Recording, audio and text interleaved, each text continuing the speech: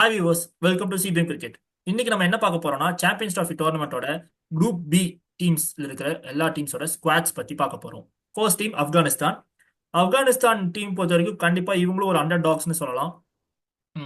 பெரிய பெரிய டீம்ஸை அசால்ட்டா தோக்கடிச்சிட்டு சாம்பியன்ஸ் ட்ராஃபிக்குள்ள வந்திருக்காங்க. இவங்களுக்கு இது ஒரு ஃபர்ஸ்ட் சாம்பியன்ஸ் ட்ராஃபி டோர்னமெண்ட் சொல்ல போனா. ஸோ இதில் பார்க்க போனா இந்த இந்த டீம் பொறுத்த வரைக்கும் இவங்களோட எவால்வ்மெண்ட்டே பார்த்தோன்னா ஒரு லாஸ்ட் 2015 தான் இவங்க டீம் வந்தாங்க. சொல்ல போனா நம்ம இன்டர்நேஷனல் கிரிக்கெட் வேர்ல்ட் கப்புக்குள்ளார அங்க இருந்து இவங்களோட growth பார்த்தா கிட்டத்தட்ட ஒரு 10 இயர்ஸ் கூட ஆகல. அதுக்குள்ளார இவங்க வந்துட்டு சாம்பியன்ஸ் ட்ராஃபிக்குள்ளார அதாவது டாப் 8 டீம்ஸ்குள்ள வந்திருக்காங்க. அதுலயும் டாப் 8னா 8-7 பொசிஷன்ல இல்லாம அதுக்கும் மேல நல்லா ஃபினிஷ் வேர்ல்ட் கப்ல ஃபினிஷ் பண்ணி உங்க ஸ்குவாட் இருந்திருக்கு. அந்த அளவுக்கு ஒரு டீம் பெர்ஃபார்மன்ஸ். இதுக்கு முழுக்க முழுக்க ரஷித் கான் மட்டும்தான் காரணம். நிறைய பிளேயர்ஸ் ப்ரொடியூஸ் பண்ணியிருக்காங்க.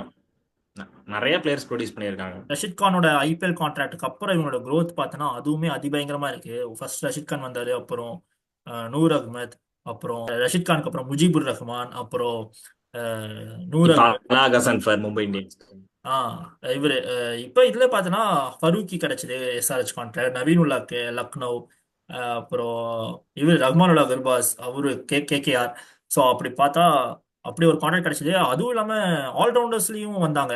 ஒமர் ஜாய் பார்த்தா ஜிடி, குல்படி நைப் ஜிடிக்கு. குல்படின் நைப் டெல்லி விளையாண்டர். ஆ இப்படி எல்லாருமே ஐபிஎல். முகமது நபி விளையாண்டுருக்காரு, சன்ரைசர்ஸ் மும்பைக்கு விளையாண்டுருக்காரு. முகமது நபி அவர் முன்னாடியே வந்துட்டாரு. அந்த மாதிரி இந்த மாதிரி பிளேயர்ஸ் எல்லாம் எவ்வளோ பிளேயர்ஸ் பாரு.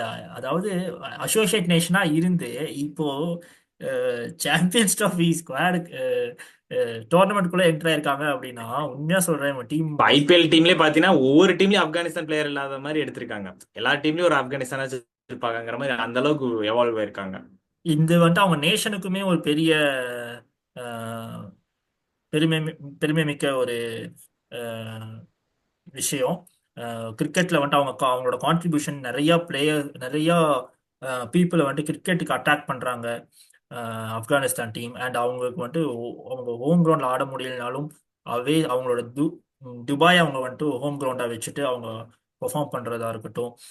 அவங்க டீம்ஸோட எவால்வ் பார்க்கணும். இது ஃபியூச்சர்ல வந்துட்டு டெஸ்ட், அப்புறம் வந்துட்டு T20 ஓடிஐ இப்படி 3 ஃபார்மேட்லையுமே சூப்பரா பண்ணுவாங்கன்றதுக்கு எக்ஸாம்பிள் இவங்க இருக்கிற பிளேயர்ஸே போதும். பார்த்தா ஷஹீதி ஒரு நல்ல கேப்டன்ஷிப் பண்ணாரு. அவர் தான் சாம்பியன் வேர்ல்ட் கப்ல சாம்பியன்ஸ் ட்ராஃபி கொண்டு வரதுக்கு பெரிய ஹெல்ப்ஃபுல்லா இருந்தாரு. ஒரு டீம் கேப்டன் வைஸ் பார்த்தா ஆயின் மார்கன் எப்படி இங்கிலாந்துக்கு பண்ணாரோ அந்த அளவுக்கு இவரு ரொம்ப கான்ட்ரிபியூட் பண்ணிருக்காங்க இவங்க டீமை பொறுத்த வரைக்கும். அண்ட் ஸோ நம்ம இவங்க டீமோட பிளேயர்ஸ் எல்லாம் நம்ம ஆல்ரெடி சொல்லிட்டோம் ஐபிஎல் கான்ட்ராக்ட்ஸ் எப்படி கிடைச்சிருக்குன்னு சொல்லிட்டு. அதுக்கான ஃபுல் அண்ட் ஃபுல் பெர்ஃபார்மன்ஸ் மட்டும்தான். இப்போ அல்லா கசான்ஃபர்னு சொல்லி ஒரு பிளேயர் வந்துட்டு அதிபயங்கரமான பெர்ஃபார்மன்ஸ் கொடுத்துட்டு இருக்காரு. மும்பை கான்ட்ராக்ட் கிடைச்சிருக்கு அவருக்கு வேற. ஸோ அவரும் டீம்ல இருக்காரு. ஸோ இப்போ மேபி மும்பை தேடிட்டு இருந்த அந்த ஒரு ஸ்பின்னர் கிடைச்சிட்டாருன்னே சொல்லலாம். மும்பை இதுல வந்து அந்த ஸ்பின்னர்ஸ் வந்து கொஞ்சம் கம்மினே சொல்லலாம். லாஸ்ட் 2 இயர்ஸ் வந்து பியூஷ் சாவ்லா ஓரளவுக்கு டீசென்ட் பெர்ஃபார்மன்ஸ் கொடுத்திருந்தாரு. ஸோ அதை தாண்டி அவங்களுக்கு இன்னுமே ஸ்பின் செட் ஆகல. இந்த அலா ஹசன் ஃபர் வந்து ஒரு யங்ஸ்டர் தானே. ஸோ அவர் அப்படியே கண்டினியூ பண்ணுவாங்க. அதுவும் ஒரு நல்ல சான்ஸ். கூடவே சாண்டர் இருக்காரு ஐபிஎல்ல கரெக்ட். அவங்களுக்கு. ஸோ அதுல இருந்து நிறைய லேர்னிங்ஸ் இருக்கும். சாண்டர் பொறுத்த வரைக்கும் அவர் ஒரு சிஎஸ்கே பதுக்கி வச்சுட்டு இருந்தாங்கன்னு தான் சொல்லணும். அவரை வெளிக்காட்டினா எங்க அதிக ரேட்டுக்கு போயிடுவாரோன்னு சொல்லிட்டு பதுக்கி வச்ச மாதிரி தான் யூஸ் பண்ணிட்டு இருந்தாங்க 18ல இருந்து. ஸோ டீம் பார்த்தரலாம். ஆப்கானிஸ்தான் டீம் பொறுத்த வரைக்கும் இவங்க டீமோட ஓப்பனிங் நம்ம சொன்ன போனா always Rahmanullah Gurbaz along with Ibrahim Zadran. Ibrahim ஜத்ரானுக்கு இன்ஜுரியா? இப்ராஹிம் ஜடான் இப்பதான் இன்ஜுரி கப்பத்துல இருந்து வராரு. ஸோ மேபி அவர் தான் ஆடுவாரு. சப்போஸ் அவர்னால வந்து ஃபுல் ஃபிட் ஆகலைன்னா இவர் இறக்குவாங்க, செடிக்குள்ள ஆட்டால். இப்பதான் ரீசெண்டா வந்து SA20ல எம்ஐ கேப்டனுக்காக ஒரு மேட்ச் வந்து இறக்குனாங்க. அவங்க என்னன்னா எம்ஐ கேப்டன் வந்து பிளே ஆஃப் குவாலிஃபை ஆயிட்டாங்க. அந்த மேட்ச் வந்து பிளே ஆஃப் குவாலிஃபை ஆனதுனால பென் ஸ்ட்ரென்த்தை வந்து அவங்க விளாண்டாங்க எம்ஐ கேப்டன். அப்போ பார்த்தீங்கன்னா பென் ஸ்ட்ரென்த்ல இருந்த செடிக்குள்ள ஆட்டால் அவர் வந்து ஒரு நல்ல ஒரு 70+ என்னமோ அடிப்பார். நல்ல ஒரு லெஃப்ட் ஹேண்டர். ஸோ அவரை இறக்க சான்சஸ் இருக்கலாம். ஓகே மோஸ்ட்லி இப்ராஹிம் ஜட்ரான் தான். அவர் ஃபுல் ஃபிட் ஆகலைன்னா தான் செடிக்குள்ள ஆட்டால் வருவார். Okay okay. அண்ட் ஒன் டவுன்ல வந்துட்டு இவரு ரஹ்மத் ஷா. ரஹ்மத் ஷா வைஸ் கேப்டன் வர ப்ரோமோட் பண்ணிருக்காங்க. ஸோ நல்ல ஒரு டீசென்ட் பேட்டிங் ஆடிட்டு இருக்காரு அவர். ஓடிஐஸ்ல சூப்பரா பெர்ஃபார்ம் பண்ணுவாரு ரஹ்மத் ஷா. Super performance. நம்ம சென்னையில் நடந்த மேட்ச் கூட பாகிஸ்தான் கூட ஜெயிச்சாங்களே அந்த மேட்ச் கரெக்ட். ரஹ்மத் ஷா ஷஹீதியோட கான்ட்ரிபியூஷன் நல்லாவே இருந்துச்சு. ஸோ அப்படி பார்க்கும்போது நம்பர் 3 நம்பர் 4 4ல ஷஹீதி. அண்ட் 5ல வந்துட்டு யாரு 5ல? அஸ்மத் அல்லா உமர் ஜை. ஓகே 5ல அஸ்மதுல்லா ஓபர்சாய், 6ல நபி, 7ல வந்துட்டு குல்பதீன் நாயப், இல்ல 6ல குல்படி நைப், 7ல நபி. 6ல குல்பெடியன், 7ல நபி. நபி. 8ல வந்துட்டு ரஷித் கான். அண்ட் 9ல வந்துட்டு அல்லா ஹசன் ஃபார். 10ல வந்துட்டு ஃபரூக்கி. 11ல வந்துட்டு ஃபரீத் அகமதா நவீத் ஜட்ரன். நவீத் ஜட்ரான். ஓகே. நவீத் ஜட்ரான் ஒரு ரைட் ஆம் பாஸ் போல, இல்லைன்னா ஃபரீத் அகமத் அவர் ஒரு லெஃப்ட் ஆம், ரெண்டு பேர்ல யாராவது ஒருத்தர் வருவாங்க. ஆல்ரெடி லெஃப்ட் அன்பார்ச்சுனேட்டா ஆர்ம் நூர் இருக்காங்க. அகமத் ஆட முடியும். அன்பார்ச்சுனேட்டா நூர் அகமத் ஆட முடியல. மேபி அந்த ஸ்பின் ட்ராக் கொடுத்தாங்கன்னா நூர் அகமத் ஆடலாம். அவரும் நல்ல ஸ்பின்னர் தான். அவங்க வந்து ஒரு இது பண்ணிட்டு இருப்பாங்க, அவங்கள இறக்க மேபி முடியல. அவருக்கு எப்படி போகலான்னா அல்லா ஹசன் ஃபார் ஒரு நூர் அகமது அப்படின்னு போவாங்க. ஏன்னா 4 ஆ மேட்ச் தான் கரெக்ட். போறாங்கும் போது மேபி உள்ள செமிஃபைனல்குள்ள நுழைய முடியலன்னா அந்த டைம்ல நூர் அகமது வச்சு ஆட வச்சு அப்படி பண்ணுவாங்க. இல்ல அல்லா ஹசன் ஃபார் அப்படி மாத்தி மாத்தி யூஸ் பண்ணிப்பாங்க. ஸோ இதுதான் Afghanistan squad. And moving on the next team, England. England இப்போ இந்தியா கூட கொஞ்சம் ஓடிஐஸ்ல வந்துட்டு அந்த அளவுக்கு பர்ஃபார்மன்ஸ் நல்லா தான் கொடுத்துருக்காங்க. பட் ஆக்சுவலாக சிமிலர் பிக்சர்ஸ் தான் சொல்லணும். சிமிலர் டைப் ஆஃப் கிரவுண்ட்ஸ் தான் இருக்கும் பாகிஸ்தானுக்கும். ஏன்னா பாகிஸ்தானில் பாகிஸ்தான்ல அவங்க நல்லா எக்கச்சக்க பண்ணியிருக்காங்க. அவங்க பாகிஸ்தான் வந்து எப்படி சொல்றதுன்னா, இங்கிலாந்துக்கு கிடைச்ச அந்த ஒரு வரன்னு சொல்லுவாங்கல்ல, அந்த மாதிரி தான் அது. ஏன்னா பாகிஸ்தான் கிரவுண்ட்ல எல்லாம் வந்து அந்த அளவுக்கு நல்ல பெர்ஃபார்மன்ஸ் கொடுத்துருக்காங்க. மேபி அந்த டெஸ்ட் மேட்ச் நடந்தது கடைசியா, ஒரு பாகிஸ்தான் இங்கிலாந்து டெஸ்ட் மேட்ச் நடந்தது. அப்போ வந்து ஒரு ஸ்பின் ட்ராக்கா கொடுத்துருப்பாங்க. ஸோ அந்த ட்ராக்கை கொடுத்தாங்கன்னா இங்கிலாந்து மாட்டிப்பாங்க. அதை தாண்டி அந்த ரோடு மாதிரி பிச்லாம் கொடுத்தாங்கன்னா அவங்க வச்சிருக்க 11ல பார்த்தோன்னா கழட்டி கொடுத்துருவாங்க பேட்டிங். ஸோ அந்த அளவுக்கு நல்லா பேட்டிங் வச்சிருக்காங்க. பார்ப்போம். இங்கிலாந்து எப்படி ஃபினிஷ் பண்ணாங்க சொல்லிட்டு. அவங்க டீம்ல பார்த்தா சவுத் ஆப்பிரிக்கா, அப்புறம் ஆஸ்திரேலியா, இங்கிலாந்து அண்ட் ஆப்கானிஸ்தான் நாலுமே இப்போ பார்க்க போனா ஆஸ்திரேலியாவோட இன்ஜுரி கன்சர்ன்ஸ்னால 4 டீமுமே ஈக்குவலா இருக்கிற மாதிரி இருக்கு. ஸோ யாரு வேணா வரலாம். Australia maybe Australia correct. வெளியே தள்ளிட்டு 2 பேர் உள்ள வந்தாலும் வரலாம். அந்த அளவுக்கு கூட இருக்கு. ஸோ பார்ப்போம். அண்ட் இங்கிலாந்து ஸ்குவாடை பத்தி பார்க்க போனோம்னா இவங்களுக்கு இன்ஜுரி கன்சர்ன்ஸ்னு பார்த்தா ஜாக்கப் பெத்தல் மிஸ் ஆவார். ஜாக்கோ பெத்தல் அவர் டவுட்ஃபுல்லா இருக்காரு. நம்ம தேர்ட் ஓடியிலையும் வந்து இவரை எடுத்துட்டு வந்திருக்காங்க கவரப்பா, டாம் பேண்டன். ஏன்னா ரீசெண்டா ILT20ல நல்ல பெர்ஃபார்மன்ஸ் கொடுத்திருந்தாரு, ஒரு 2 செஞ்சுரி அடிச்சிருந்தாரு. ஸோ அவரை கவரப்பா எடுத்துட்டு வந்திருக்காங்க. மேபி அவர் வந்து கன்ஃபார்ம் ரூல்ட் அவுட்னா அவரை டாம் பேண்டனை கொண்டு வந்துருவாங்கன்னு நினைக்கிறேன், ரீப்ளேஸ் பண்ணிடுவாங்கன்னு நினைக்கிறேன். அண்ட் ஜோ ரூட் சொல்லி ஆகணும். ஜோ ரூட்டோட பெர்ஃபார்மன்ஸ் உண்மையாலுமே அவரு ரோஹித் சர்மா, விராட் கோலி மாதிரி 3 ஃபார்மேட்லயுமே ஆடக்கூடிய பிளேயர். ஆனா ஏன் வந்துட்டு அவங்க கரெக்டா அந்த 3 ஃபார்மேட்லயும் ஜோ ரூட் ஆட வைக்கலன்னு தெரியல. T20 இப்போ SA20ல பார்த்தோம்னா சூப்பரா பெர்ஃபார்ம் பண்ணியிருந்தாரு. அதாவது T20க்கு உண்மையா நம்ம ராஜஸ்தான் ராயல்ஸ்ல இருந்தாரு. அப்போ எடுக்கும்போது கூட நம்ம சேனல் டிஸ்கஸ் பண்ணியிருந்தோம். அவர் கண்டிப்பா அவர் ஒரு ஆங்கர் ரோல் ப்ளே பண்ணுவாரு. நல்ல பிளேயர்னு சொல்லிட்டு மேபி நெக்ஸ்ட்டுமே ஐபிஎல் கான்டாக்ட்ஸ் கிடைக்கலாம். T20ஸ்ல இங்கிலாந்து யூஸ் பண்ணலாம். ஒரு 3 ஃபார்மேட்லையுமே சூப்பராக பெர்ஃபார்ம் பண்ணக்கூடிய பிளேயரு. அவரை பொறுத்த வரைக்கும் அவருக்கு பேட்டிங் ஸ்கில்ஸ் எல்லாம் பார்க்கும்போது ஏஜ் ஆன மாதிரியே தெரியாது. அந்த அளவுக்கு ஒரு நிறைய லேர்னிங்ஸ் கற்றுக்கக்கூடிய 2016 பிளேயர்ஸ். T20 வேர்ல்டு கப் கூட இந்தியாவில் தான் நடந்தது இல்ல. 2016 T20 வேர்ல்டு கப் கூட இந்தியாவில் தான் நடந்தது. பிளேயர் அப்போ of the series. Virat Kohli தான். விராட் கோலி வந்து ஹையஸ்ட் ரன் ஸ்கோர்ல first, second Joe Root. So அவருமே வந்து T20ல எவால்வ் ஆயிருக்காரு. ஸோ 3 ஃபார்மேட்டும் நீ சொன்ன மாதிரி நல்லா பிளேயர் ஆஃப் த சீரீஸ் மாதிரி இருந்தாரு. அவங்க கப் அடிச்சிருந்தாங்கன்னா மேபி அவருக்கு கரெக்ட். கொடுத்துருக்கலாம்.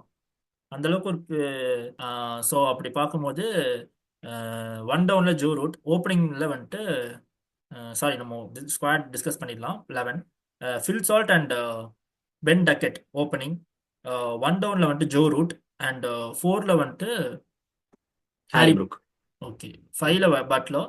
அண்ட் 6ல வந்துட்டு ஜெய்மி ஸ்மித் வருவாரு அப்படின்னு கெஸ் பண்றேன். அந்த ஜாக்கோ பத்தல் பால் அவர் ஃபில் ஆகலன்னா அவர் ஒரு கரெக்ட். 7ல வந்துட்டு லிவிங்ஸ்டன். 8ல ஓவர்டன். 9ல வந்துட்டு Jofra Archer. Jofra Archer. Okay. 9ல ஜோஃப்ரா ஆர்ச்சர். 10ல வந்துட்டு அடில் ரஷீத். அண்ட் 11ல மார்க்குட். ஸோ இந்தியாவில் மார்க்குட். இருக்கிற இந்தியா டீம்ஸ் இந்தியாவுக்கு எதிராக ஆடின ஸ்குவாட் மாதிரியே தான் சேம் தான் அப்படியே போவாங்க. ஸோ மேபி இந்தியாவில் வந்துட்டு அவங்க 3 ஓடிஎஸ்ல மிஸ் பண்ணியிருக்கலாம். பட் பாகிஸ்தானில் நடக்க போகிற டோர்னமெண்ட்டுங்கும் போது கண்டிப்பாக இது ஒரு நல்ல எக்ஸ்பீரியன்ஸாக இருக்கும். கண்டிப்பாக பிரண்டன் மெக்கலமுமே அந்த பேஸ்பால் இதுக்கு பாகிஸ்தானில் கண்டிப்பாக இவங்களுக்கு யூஸ் ஆகும். ஏன்னா அவங்களுக்கு ஏற்ற ட்ராக் அதுதான். லிவிங்ஸ்டன்லாம் கலக்க போறாருன்னு நினைக்கிறேன்.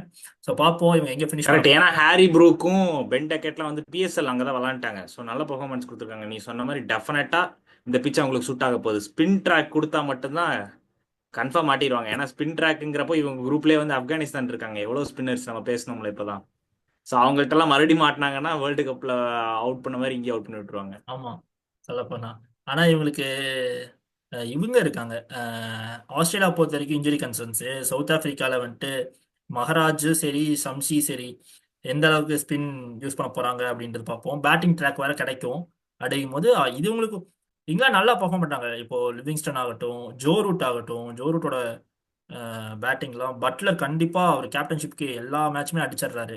அவர்னால முடிஞ்ச பர்ஃபார்மன்ஸ் கொடுத்தாரு. ஃபில்சார்ட் மட்டும் தான் கொஞ்சம் ஏர்லி விக்கெட் சுட்டுறாரு. அவர் மட்டும் கொஞ்சம் ஃபார்முக்கு வந்துட்டாருன்னா போதும் டீம் பண்ணிடலாம். அண்ட் பவுலிங் பார்க்கும்போது மார்க்வுட் இப்பதான் வராங்க. மார்க்வுட் மேபி பாகிஸ்தான் நல்லா பண்றதுக்கு அதிக சான்சஸ் இருக்கு. ஓகே, சவுத் ஆப்பிரிக்காவோட ஸ்குவாட் பார்த்தலாம். சவுத் ஆப்பிரிக்கா பொறுத்த வரைக்கும் சேம் பவுமா தான் கேப்டன். அண்ட் இவங்க டீம்ல வந்துட்டு இன்ஜுரி கன்சர்ன்ஸ்னு பார்த்தா antique நாக்கியா. Andrique நார்க்கியா ruled out. So அதுக்கு பதிலாக கார்பின் பாஷ் வந்துருவாரு. ஓகே, ஸோ சவுத் ஆப்பிரிக்கா பார்ப்போம்.